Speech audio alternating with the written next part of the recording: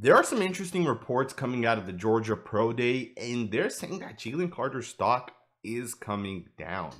Apparently, Jalen Carter, who most people say is the best player in this class, may end up falling out of the first round. Some people are saying he may not go in the top 32, which is crazy to me. Because when I look at a guy like Jalen Carter, he is by far the best player in this class. And I want to talk about kind of what it is. Now, some people are speculating he'll be out of the first round. I find it hard to believe he'll go past pick 9, where the Bears pick, at the very least. And I find it hard that he isn't one of the first 2 or 3 players selected, specifically because of the difference in skill set between him and the next best guy. But what's basically going on is Jalen Carter showed up to his pro day, and apparently he was 9 pounds heavier than where he was at the NFL scouting combine. And apparently he was struggling to get through his workouts. Apparently he was struggling, and this is according to ESPN, he struggled to fully finish his workouts. Apparently he was breathing hard and he wasn't able to do it. Now, I reached out to some people as well that were at the Georgia Pro Day. They told me that he was cramping and that was what led to him struggling to get through his pro days. And I think those are 2 completely different things, right? Saying he's struggling to breathe, he's 9 pounds heavier, is kind of pushing some narrative that he's out of shape, versus he's cramping, 2 completely different narratives. So it's kind of interesting that ESPN will kind of put this out there without giving the full context that he was actually cramping, and that's why he wasn't able to actually finish his workouts. Either way, it is kind of interesting. Now, let's talk about it. You know, I personally think Jalen Carter is by far the best player in this class. And the reason why is if you watch his tape, the guy's better than everybody out there. The way this guy moves, this hand-to-hand combat, his skill set is just different.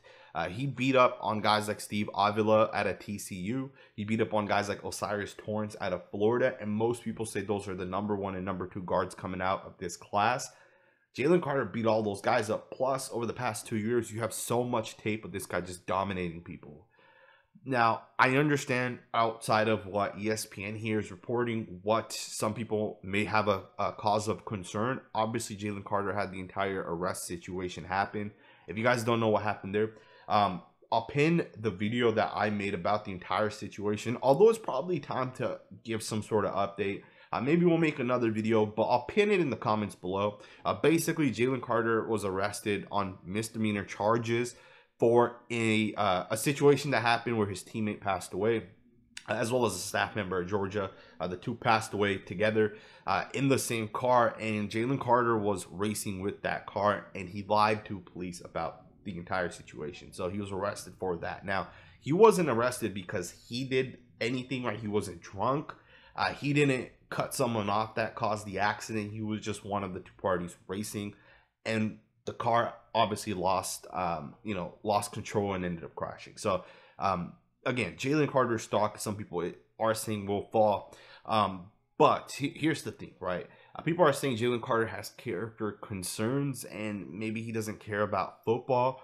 But I kind of disagree with it, and here's why. We've heard stories of him paying for some of the Georgia players who were not on scholarships, who didn't get free food. He paid for those people out of his own pocket. Carter obviously got paid for being one of the best players in all of college. He got paid. He took that money he got and he paid for someone else randomly, something he didn't have to do. And he covered all the food costs for an entire year. And that story only became public recently, not 4 months ago when it could have. It only became public recently because people started questioning the guy's character.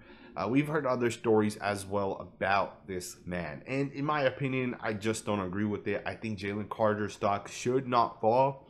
The Cardinals could still end up taking Carter or Will Anderson, and I wouldn't be mad, and I wouldn't say, Carter's necessarily falling, because the Cardinals can go with either or. But if that next team that does not take a quarterback, rather it's the Seattle Seahawks, the Detroit Lions, the Las Vegas Raiders, if all 3 of those teams also skip out on Carter, then at that point we will know his stock is actually plummeting.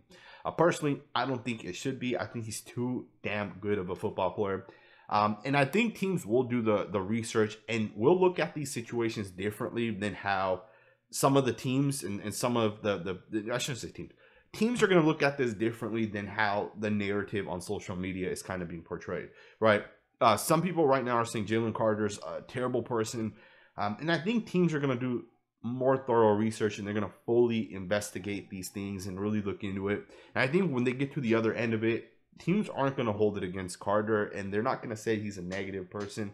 I think it's going to be the exact opposite. So we'll see what ends up happening. Let me know what you guys think about Jalen Carter's stock potentially falling.